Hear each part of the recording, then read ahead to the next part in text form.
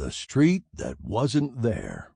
Lost sci-fi short stories from the 1930s, 40s, 50s, and 60s. Book 191. Written by Carl Jacobi and Clifford D. Simak. Narrated by Scott Miller.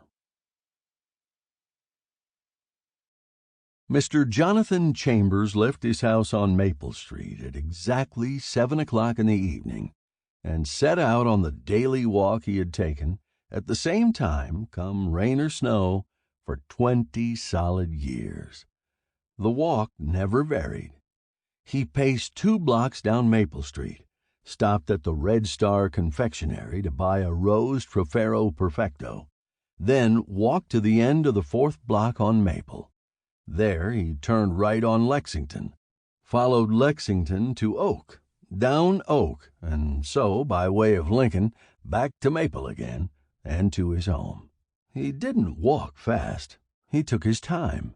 He always returned to his front door at exactly 7:45. No one ever stopped to talk with him. Even the man at the Red Star confectionery, where he bought his cigar, remained silent while the purchase was being made. Mr. Chambers merely tapped on the glass top of the counter with a coin. The man reached in and brought forth the box, and Mr. Chambers took his cigar. That was all. For people long ago had gathered that Mr. Chambers desired to be left alone. The newer generation of townsfolk called it eccentricity. Certain uncouth persons had a different word for it.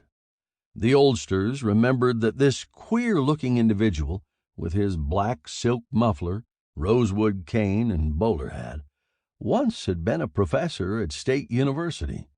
A professor of metaphysics, they seemed to recall, or some such outlandish subject. At any rate, a furor of some sort was connected with his name.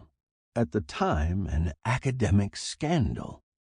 He had written a book, and he'd taught the subject matter of that volume to his classes. What that subject matter was had long been forgotten. But whatever it was, it had been considered sufficiently revolutionary to cost Mr. Chambers his post at the university.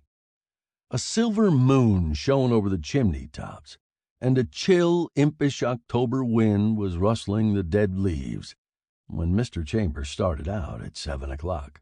It was a good night, he told himself, smelling the clean, crisp air of autumn and the faint pungence of distant...